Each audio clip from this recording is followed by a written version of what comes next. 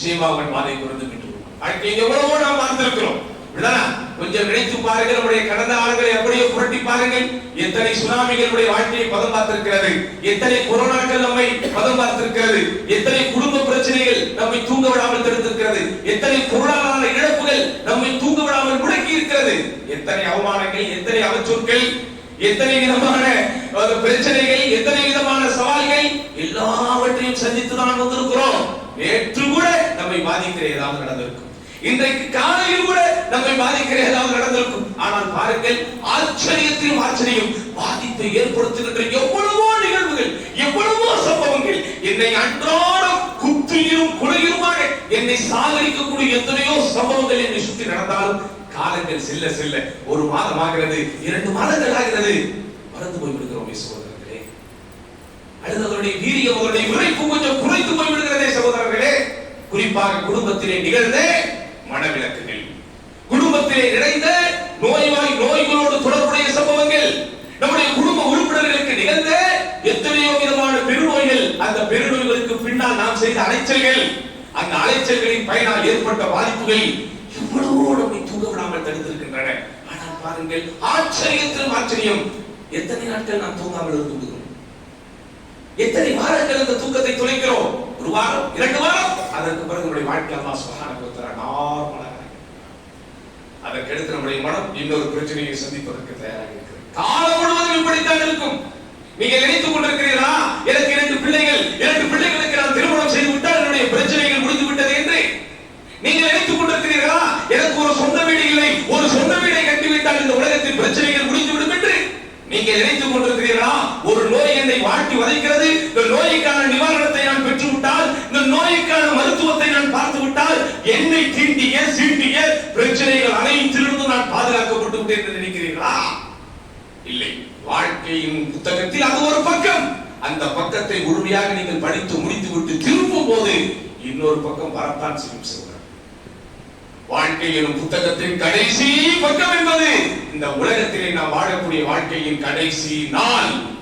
எப்படி ஒரு புத்தகத்தை திருப்பும் போது, ஒரு புத்தகத்தை புரட்டும் போது ஒரு பக்கம் முடிந்து ஒரு பக்கம் வரும், மறுபக்கம் முடிந்து அடுத்த பக்கம் வரும், அதே போன்றுதான் இந்த உலகத்திலே வாழுகிற போது நாம் செய்கிற நன்மைகள், நாம் செய்கிற தீமைகள், நாம் அடைகிற ஆனந்தங்கள், மகிழ்ச்சிகள், சந்தோஷங்கள், நாம் எதிர்கொள்கிற பிரச்சனைகள், நாம் பார்த்துக் கொண்டிருக்கக்கூடிய சங்கடங்கள், நாம் எதிர்கொள்ளக்கூடிய சவால்கள், ஒன்று முடிந்து இன்னொன்று, இன்னொன்று முடிந்து இன்னொன்று, இன்னொன்று இருந்து இப்படியே தான் போய் கொண்டிருக்கும்.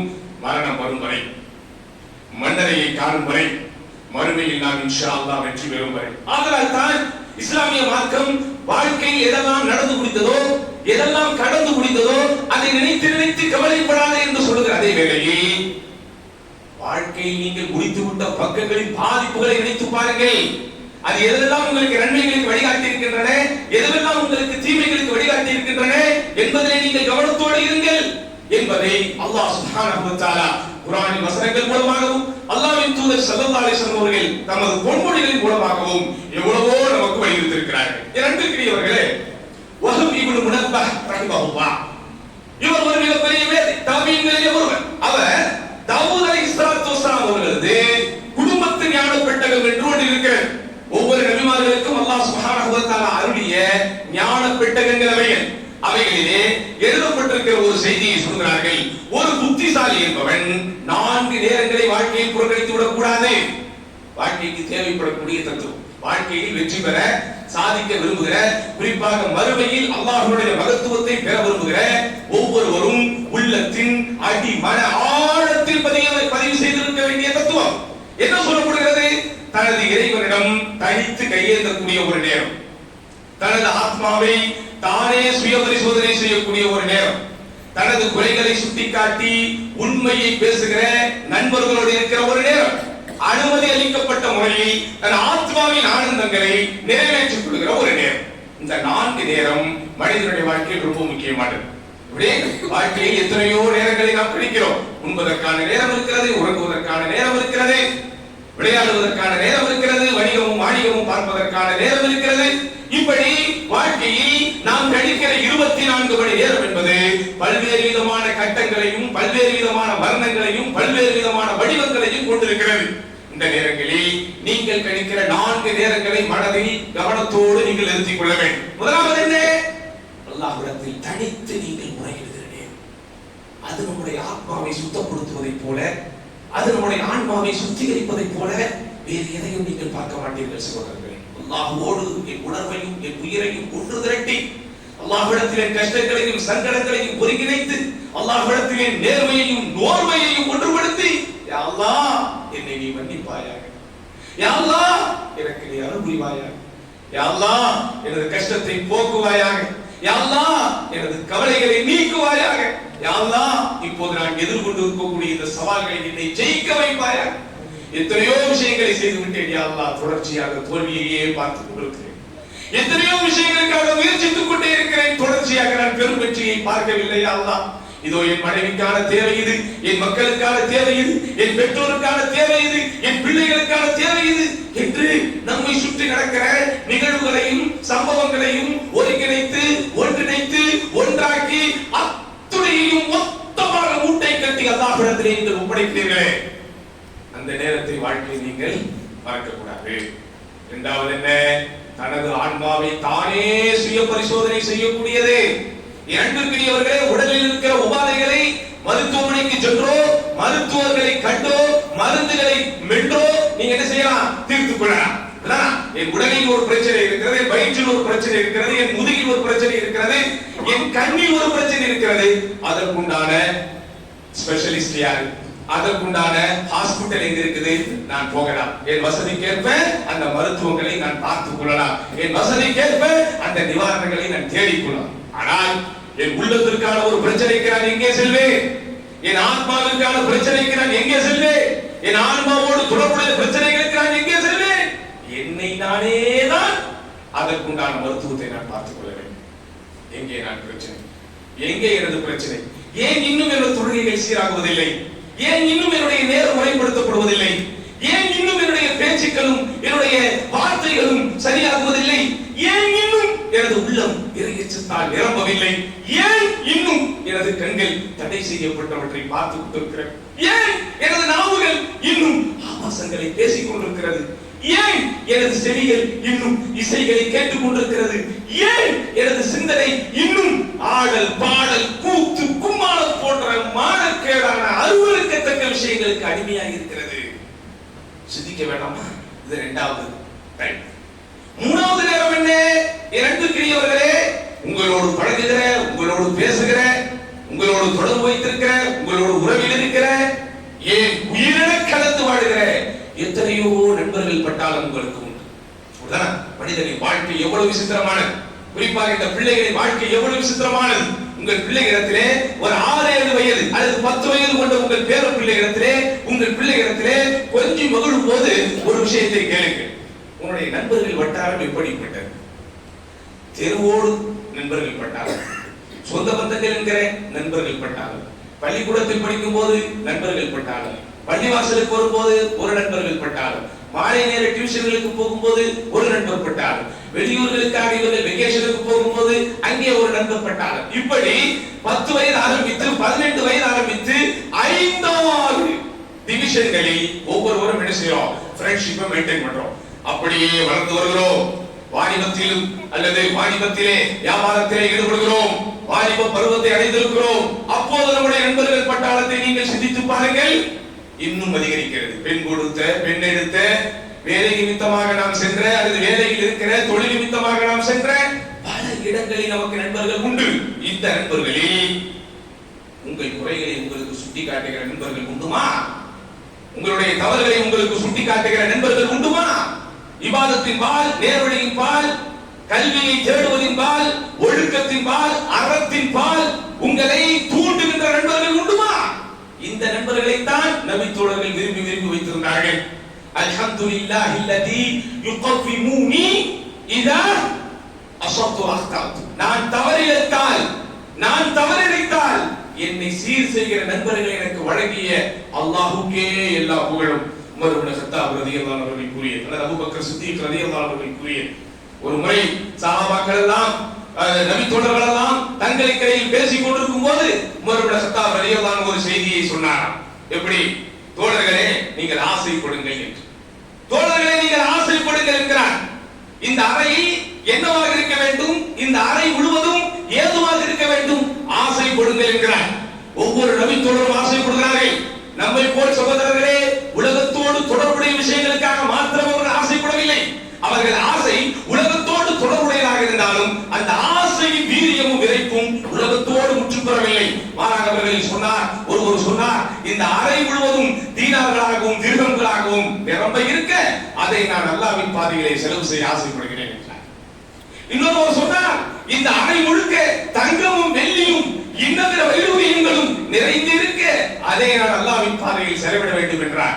இப்படி ஒவ்வொருவரும் உலகத்தோடு தொடர்புடைய பொருளாதாரங்களை, உலகத்தோடு தொடர்புடைய பொருள் எனும் அருள்களை நிரம்பி இருக்க அதை அல்லாஹ்வின் பாதையில் கொடுத்து இன்னும் அருள் தர வேண்டும் என்று ஆசைப்படும் போது உமர் ரலியல்லாஹு அவர்கள் சொன்னார்களாம், இல்லை இல்லை, இந்த அறை முழுவதும் அபூ உபைதா இப்னுல் ஜர்ராஹ் ரலியல்லாஹு அன்ஹு போன்ற நபி தோழர்களால் இது நிரம்பி இருக்க வேண்டும் என்று நான் ஆசைப்படுகிறேன் என்றார்.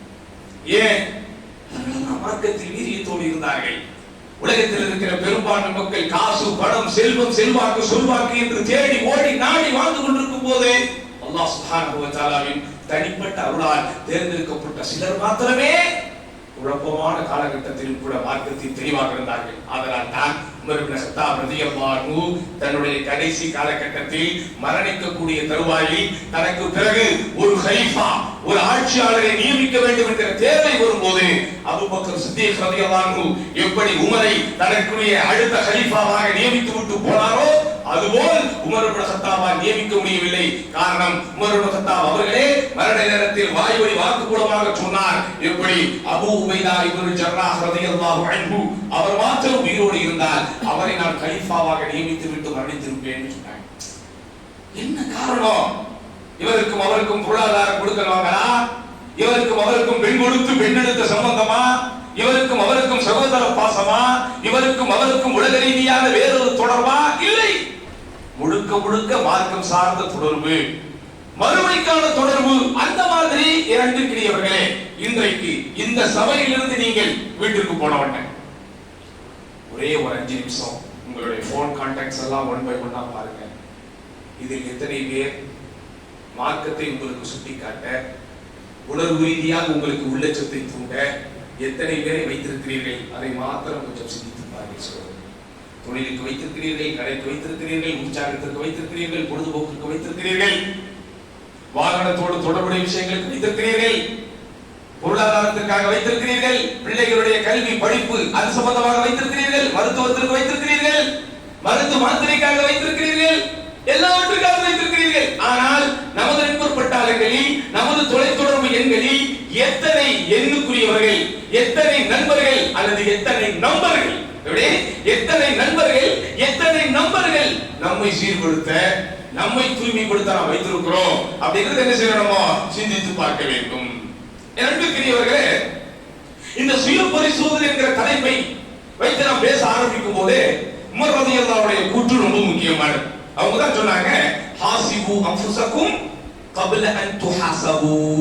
நீங்கள் மறுமையில் அல்லாஹ்வினால் விசாரிக்கப்படுவதற்கு முன்பு உங்களை நீங்களே விசாரித்துக் கொள்ளுங்கள். மறுமையில் நீங்கள் அல்லாஹ்வினால் எடை போடப்படுவதற்கு முன்னால் உங்களை நீங்களே எடை போட்டுக் கொள்ளுங்கள். இந்த உலகத்தில் யாரும் யாரையும் எடை போடும் இயந்திரமாக அல்லாஹ் அனுப்பி வைக்கவில்லை சகோதரர்களே. ரொம்ப முக்கியமான ஒரு பேச்சு. இவருடைய ஈமான எடை போட நானோ, எனது ஈமான எடை போட இவரையோ அல்லாஹ் அனுப்பவில்லை. நம்மீது சுமத்தப்பட்டிருக்கிற ஒரே கடமை, ஏவப்பட்டதை செய்யுங்கள், விலக்கப்பட்டதை விட்டு தவிர்த்து வாருங்கள், அவ்வளவுதான். இதில் நான் எவ்வளவு செய்கிறேன், எவ்வளவு செய்யாமல் இருக்கிறேன், நான் செய்தது எவ்வளவு சரியானது, எவ்வளவு பிழையானது, இந்த உலகத்தில் அல்லாஹ் யாருக்கும் அந்த அதிகாரத்தை கொடுக்கவில்லை. யாராவது நம்மை ஸ்கேன் செய்து, யாராவது நம்மை முற்றிலுமாக பரிசோதனை செய்து, ஆஹா மாஷா அல்லாஹ், வாழும் போதே இவர் சுத்தத்திற்குரியவர், வாழும் போதே மறுமையின் ஜன்னத்துல் ஃபிர்தௌஸுக்குரியவர், வாழும் போதே மறுமையின் நபியின் சபையை அலங்கரிக்க போகிறவர் சொல்ல முடியுமா? முடியாது. அப்ப அப்படிப்பட்ட ஒரு காலகட்டத்தில் வாழ்ந்துட்டு இருக்கிறோம். அதனாலதான் உமர் ரலியல்லாஹு அன்ஹு அப்போதே சொன்னார்கள், எப்படி உங்களை மறுமையில் அல்லாஹ் விசாரிப்பதற்கு முன்னர் இந்த உலகத்தில் உங்களை நீங்களே விசாரித்துக் கொள்ளுங்கள். எனது கொள்கை சரியாக இருக்கிறதா? எனது அகீதா சரியாக இருக்கிறதா? எனது இபாதத் சரியாக இருக்கிறதா? எனது கல்வி சரியாக இருக்கிறதா? எனது ஒழுக்கம் சரியாக இருக்கிறதா? எனது மனைவி மக்களோடு நான் வாழ்கிற வாழ்க்கை சரியாக இருக்கிறதா? என்னுடைய வியாபாரம் ஹலால் ஹராம் அடிப்படைகளில் பேணப்பட்டிருக்கிறதா? அத்துணைகளையும் நீங்கள் கேட்டுக்கொண்டு பதிலை இப்போதே பெற்றுக் கொள்ளுங்கள்.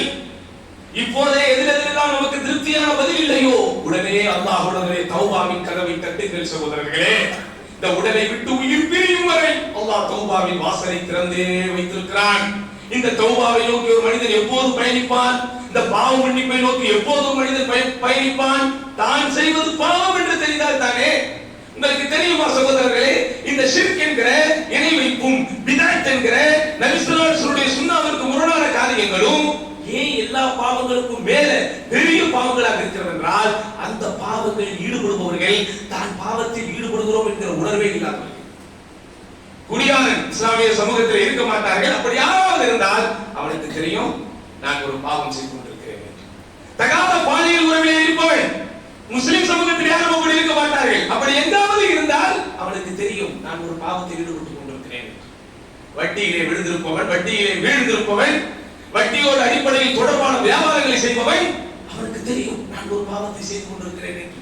அவனையும் அறியாமல் அவனுடைய கண்களில் கண்ணீர் வரும். யா அல்லாஹ், எப்படியாவது இந்த பாவத்திலிருந்து என்னை பாதுகாத்து விடு. யா அல்லாஹ், எப்படியாவது இந்த பாவத்திலிருந்து என்னை நீ தூய்மைப்படுத்தி விடு என்று அவன் கையெழுத்துவான். அல்லாஹ்விடத்திலே பாவ மன்னிப்புகளை கேட்பான். ஆனால் ஷிர்கிலே ஈடுபட்டுக் கொண்டிருப்பவன், பிதஅத்திலே ஈடுபட்டுக் கொண்டிருப்பவன் தான் செய்வது பாவம் என்கிற உணர்வே இல்லாமல், இன்னும் சொல்ல போனால் புண்ணியம் என்கிற அடிப்படையில், நன்மை என்கிற அடிப்படையில் செய்து கொண்டிருக்கிறான். அவன் தௌபாவின் வாசலின் பக்கம் அவ்வளவு எளிதிலே வரமாட்டான்.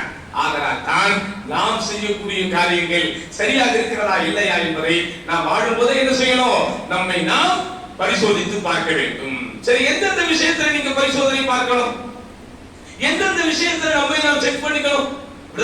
உதாரணமாக வெளிநாட்டிலே இருப்பவர்களுக்கு தெரியும், வெக்கேஷனுக்காக வரும்போது நம்ம அங்க இருக்கக்கூடிய நண்பர்கள் நலவிருப்புகள் சொல்லி அனுப்புவாங்க, ஊருக்கு போனா கொஞ்சம் ஃபுல் செக்அப் எடுத்துட்டு வாங்க அப்படி. எது எதுல தான் செக் பண்ணணும்? முதல்ல சுகர் எப்படி இருக்கு, பிபி எப்படி இருக்குது, ஹார்ட் எப்படி இருக்குது, இதெல்லாம் என்ன செய்வாங்க? சொல்லி அனுப்புவாங்க. சரிதானா? அதுபோல சுய பரிசோதனை செய்யணும்னா முதல்ல எதை செய்யணும்? முதலில் உங்களுடைய நாவை நீங்கள் எப்படி பாவிக்கிறீர்கள், உங்களது நாவை நீங்கள் எப்படி பயன்படுத்துகிறீர்கள், உங்களது வார்த்தைகள் எப்படிப்பட்ட அடிப்படையில் இருக்கிறது, அதைத்தான் முதலில் நாம் செயல்படுத்த வேண்டும். காரணம், அல்லாஹ்வின் தூதர் ஸல்லல்லாஹு அலைஹி வஸல்லம் நாவை குறித்து எச்சரிக்கை செய்ததை போல வேறு எதை குறித்து எச்சரிக்கை செய்யவில்லை. மனிதர்கள் பெரும்பாலும் நரகத்தில் முகம் குப்புற விழுவதற்கு பெரும் காரணமாக இருப்பது அவர்கள் நாவுகளின் அறுவடைகள் தான். இது அல்லாஹ்வின் தூதர் ஸல்லல்லாஹு அலைஹி வஸல்லம் சொன்ன வாக்கு மூலம் இருக்கிறீர்களே. அப்ப அதனால் என்ன செய்வீங்க? நாவு விஷயத்திலே கவனமாக இருக்க வேண்டும். உமர் இப்னு கத்தாப் ரலியல்லாஹு அன்ஹு அஹ்னப் இப்னு கைஸ் என்கிற நபி தோழருக்கு செய்த ஒரு உபதேசம் அல்லது இருவருக்கிடையில் நடைபெற்ற உரையாடலில் வரும் ஒரு வார்த்தை. இதை அறிஞர்கள் சொன்னதாகவும் சொல்லப்படுகிறது. ஆனால் பெரும்பான்மையான அறிஞர்கள் இந்த கருத்தை உமர் ரலியல்லாஹு அன்ஹு தான் சேர்க்கிறார்கள். என்ன சொன்னாங்க? அஹ்னப் ரலியல்லாஹு அவர்களே சொல்றாங்க, قالலி Umar ibn Khattab, Umar ibn கத்தாபின் இடத்திலே கூறினார், யா அஹ்னப், அஹ்னஃபே, மன் கஸுர தஹ்குஹு கல்லத் ஹைபத்துஹு. யாருடைய சிரிப்பு இந்த உலகத்தில் அதிகமாகிறதோ அவரது மதிப்பு அல்லது அவருடைய கண்ணியம் குறைந்துவிடும். வமன் மஸஹ இஸ்தகிஃப பிஹ், யார் அதிகமாக கேலிக்கிட்டங்களிலே ஈடுபடுகிறாரோ அவர் தனது சுயமரியாதை இழக்க நேரிடும். ரைட், இதுக்கு அடுத்து சொன்னதான் முக்கியமானது. எப்படி? வமன் கஸுர கலாமுஹு கஸுர ஸஹதுஹு, யாருடைய நாவு, யாருடைய பேச்சு அதிகமாக இருக்கிறதோ அவருடைய தவறும் அதிகமாக இருக்கும். வமன் கஸுர ஸஹதுஹு, யாருடைய தவறு அதிகமாக இருக்கிறதோ கல்ல ஹயாவுஹு, அவரது வெட்க உணர்வு என்பது குறைந்துவிடும். வமன் கல்ல ஹயாவுஹு, யாரது வெட்க உணர்வு குறைந்து விடுமோ கல்ல வரஹு, அவரது பேணுதலும் குறைந்துவிடும். வமன் கல்ல வரஹு மாத கல்புஹு, யாரது பேணுதல், யாருடைய பேணுதல் குறைந்து போய் விடுகிறதோ அவரது உள்ளம் செத்து போய்விடும். இன்னொரு அறிவிப்பிலே வருகிறது, யாரது உள்ளம், யாருடைய உள்ளம் இந்த உலகத்தில் செத்து போய்விடுமோ அவர் நரகத்திற்குரியவராக மாறிவிடுவார். அதனால என்ன செய்யணும்? முதலில் நம்முடைய நாவை நாம் பரிசோதிக்க வேண்டும். இந்த நாவு அதிகமாக பேசுவது எதை? புறம் பேசுகிறது, பொய் பேசுகிறது, போல் சொல்லுகிறது, ஆபாசங்களை ரசிக்கிறது அல்லது ஆபாசமாக பேசுகிறது, கெட்ட வார்த்தைகளை பேசுகிறது, அருவருப்பான அவதூறுகளை பேசுகிறது. அதெல்லாம் அல்லாஹ்வை எஞ்சிக் கொள்ளுங்கள். உடனே உங்களது நாவை சீர்படுத்துங்கள். நபிகள் நாயகம் ஸல்லல்லாஹு அலைஹி வஸல்லம் சொன்னார்கள், இந்த உலகத்திலே ஒரு அடியான் பல விஷயங்களை பேசிக்கொண்டே இருப்பான், ஒரே ஒரு வார்த்தை வார்த்தையை பேசுவான், அதனுடைய விளைவு என்னவென்பதை அவன் அறியாமல் அந்த வார்த்தையின் விளைவின் காரணத்தினால் அவன் நரகத்திற்கு போய் விடுவான். இன்னொரு அறிவிப்பிலே அல்லாஹ்வுடைய தூதர் சொன்னார்கள், அதே போன்று ஒரு வார்த்தையின் விளைவால் அவன் சொர்க்கத்திற்கும் போய் விடுவான். தமிழிலே ஒரு பழமொழி சொல்வார்கள், எப்படி கரணம் தப்பினால் மரணம் என்பார்கள், ஆனால் நாவு தப்பினால் நரகம் என்பதை என்ன செய்யணுமா, ரொம்ப கவனமாக இருக்க வேண்டும். ரசூலுல்லாஹி ஸல்லல்லாஹு அலைஹி வஸல்லம் என்ன செய்றாங்க, நமக்கு அதை தான் அச்சமூட்டி எச்சரிக்கை செய்கிறார்கள். அப்ப இதுக்கு தீர்வு என்ன? வெரி சிம்பிள், ஒரே ஒரு தீர்வு. எப்படி? நாம் என்ன பேசினாலும் அதை பதிவு செய்வதற்கு ரகீபுன் அதீத். ரகீபுன் அதீத்னா யாரு? பக்கத்து வீட்டுக்காரங்களா? யார் தான் ரகீபுன் அதீத்? நம்முடைய காரியங்களை, நம்முடைய பேச்சுக்களை குறிப்பெடுப்பதற்கு நமக்காகவே நியமிக்கப்பட்டிருக்கக்கூடிய 2 வானவர்கள் அவங்க இருக்கிறாங்க. அப்படிங்கிற அந்த ஒரே ஒரு உணர்வு போதும் நம்முடைய நாவை சீர்படுத்த, நம்முடைய வார்த்தைகளை சீர்படுத்த. இரண்டுக்கிரியவர்களே எந்த அளவுக்கு முன்னோர்கள் நல்லோர்கள் நாவு பிடித்து வைத்திருக்கிறார்கள் என்றால், அபூபக்கர் ரலியல்லாஹு அன்ஹு தனது நாவை பிடித்துக் கொண்டு சொன்னாராம், இதுவே எனது ஆபத்தான இடங்களை கொண்டு போய் சேர்க்கிறது, என்னை ஆபத்தான இடங்களில் இதுவே கொண்டு போய் சேர்க்கிறது என்று அபூபக்கர் ரலியல்லாஹு அவர்களே வைத்திருக்கிறார்கள் என்றால் எந்த அளவுக்கு கொஞ்சம் சிந்தித்து பாருங்கள் சகோதரர்கள். அப்துல்லாஹ் பின் மஸ்ஊத் ரலியல்லாஹு அவர்களை பற்றி அறிவிக்கப்படுகிறது, சஃபா மலை மீது ஏறி நின்று தங்களது நாவை பிடித்துக் கொண்டு, நாக்கே நல்லதை பேசு, நீ நன்மை அடைவாய். எப்படி? நாவே நீ நல்லதை பேசு, நீ நன்மை அடைவாய். கெட்டதை விட்டுவிடு, நீ மௌனமாக இரு, பாதுகாப்பாக இருப்பாய். தங்களுக்கு தாங்களே செய்து கொண்ட உபதேசம், தங்களுக்கு தாங்களே செய்து கொண்ட ஒரு அறிவு. ஒண்ணும் இல்லைங்க, ரபி இப்னு ஹுசைம் அவர் ஒரு பெரிய அறிஞர். அவருடைய மகள் பாப்பா கிட்ட பர்மிஷன் கேட்கறாங்க, பாப்பா நான் வெளியே போய் விளையாட போறேன், எனக்கு பர்மிஷன் தாங்க. இப்படி பாப்பா நான் வெளியே போய் விளையாட போறேன், எனக்கு அனுமதி தாங்க. நம்ம என்ன சொல்லி அனுப்புவோம்? உள்ள விளையாடுறதுக்கு அனுமதி கேட்டா என்னதான் சொல்லி அனுப்புவோம்? ஒண்ணுமே சொல்ல மாட்டீங்களா? கவனமா போ, ஒண்ணு. ரெண்டாவது கைமுக்குள்ள வந்துரு. மூணாவது பாதுகாப்பா விளையாடு. நாலாவது அவன் கூட விளையாடாத அல்லது இவன் கூட விளையாடாத.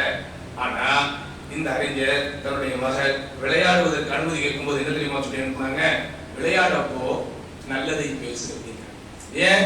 விளையாட்டுல தான் என்ன வரும், நமக்கு தகாத வார்த்தைகள் வரும். நீங்க நன்றாக சிந்தித்து பாருங்க. நமக்கு நெருக்கமான நட்போட்டத்தில் உள்ள, நெருக்கமான நட்போட்டாரத்தில் உள்ள பல பேர் நம்மை விட்டு பிரிந்து போனதற்கு காரணம் எதுவாக இருக்கும் என்றால், எதுதான்? தேவையில்லாம பேசுறதுதான். அதனாலதான் இஸ்லாமிய மார்க்கம் நம்ம என்ன செய்கிறது? நாவை சீர் செய்ய சொல்கிறது.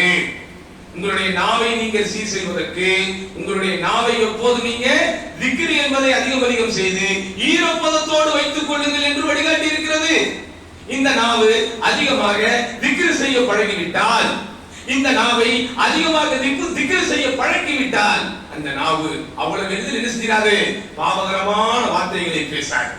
எதை நாம் பழகுகிறோமோ, எதை நாம் பழக்கிக் கொள்கிறோமோ அதை வைத்துத்தான் சகோதரர்களே எல்லாம் சித்திரமும் கைப்பழக்கம் செந்தமிழும் நாப்பழக்கம் என்பார்கள். இந்த நாவில் எதை நாம் பழக்குகிறோமோ அல்லது நாம் பழகுகிறோமோ அதை கொண்டுதான் இந்த நாவு அதிகம் செய்யும். அதனாலதான் ரசூலுல்லாஹி ஸல்லல்லாஹு அலைஹி வஸல்லம் என்ன செஞ்சாங்க?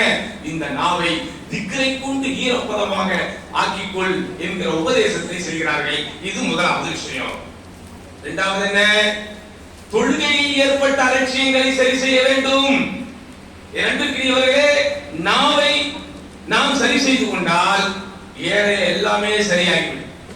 ஒரு மனிதன் தனது நாவை சீர் செய்து விட்டால், இந்த நாவால் நன்மைகளை மாத்திரமே செய்ய வேண்டும் என்று முடிவெடுத்து விட்டால், அவரது கரம், அவரது கால்கள், அவரது கண்கள், அவரது செவிப்புலன்கள், அவரது சிந்தனை எல்லாம் தூய்மையாகிவிடும். அதே போலத்தான் ஒரு மனிதன் தனது தொழுகையை சீரமைத்து விட்டால் ஏனைய எல்லா வணக்க வழிபாடுகளும் ஒரு இடத்திலே சீராகிவிடும்.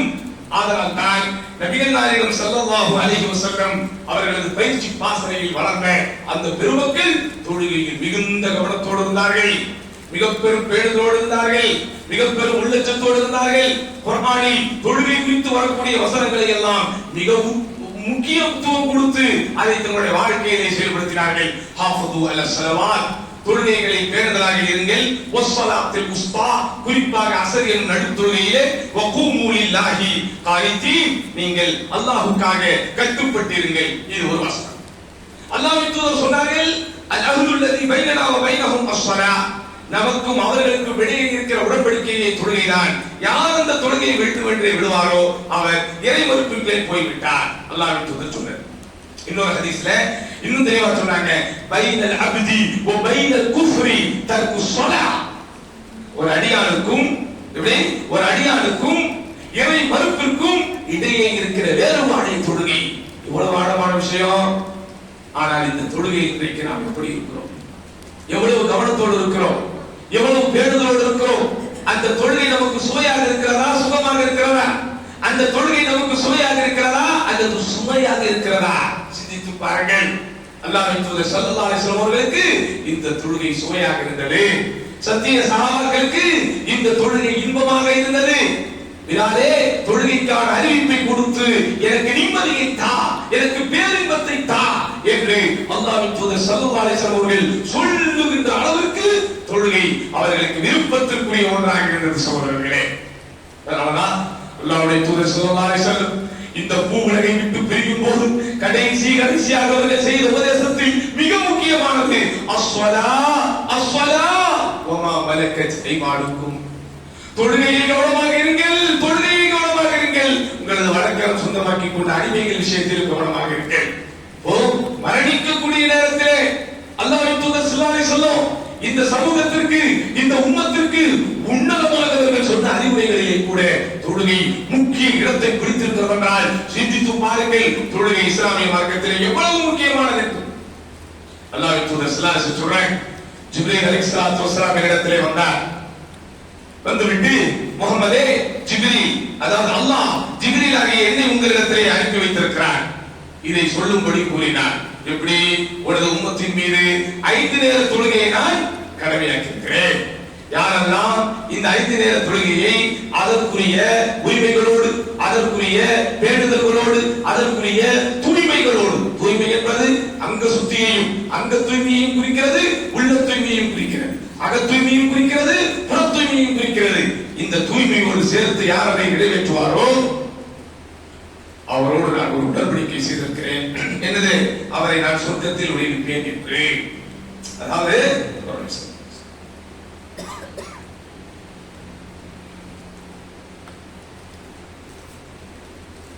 நமக்கும் அவர்களுக்கும் இடையில் உண்டான அந்த உடன்படிக்கை அப்படி வருது இல்ல, அந்த உடன்படிக்கைக்கு விளக்க இந்த நபி மொழி. ஜிப்ரீல் அலைஹிஸ்ஸலாம் நேரா ரசூலுல்லாஹ் கிட்ட வந்து, முஹம்மதே, அல்லாஹ் என்னை அனுப்பி இருக்கிறார், உங்ககிட்ட இந்த செய்தியை சொல்லி இருக்கிறான், உங்களுடைய உம்மத்து மீது அல்லாஹ் 5 கால தொழுகையை கடமையாக்கி இருக்கிறான். இந்த 5 கால தொழுகையை யார் ஒருவர் தூய்மையோடு அதற்குரிய ஹக்குகளோடு நிறைவேற்றுவாரோ அவரை சொர்க்கத்தில் நுழைவிப்பேன் என்று நான் உடன்படிக்கை செய்திருக்கிறேன்.